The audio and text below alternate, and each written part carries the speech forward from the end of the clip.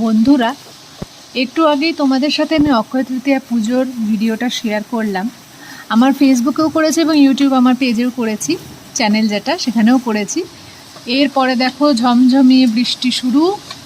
তখনই দেখালাম না বিদ্যুৎ চমকাচ্ছে, তারপরে তোমার মেঘের গর্জন। এই দেখো এরপরে একদম ধামাকা বৃষ্টি শুরু।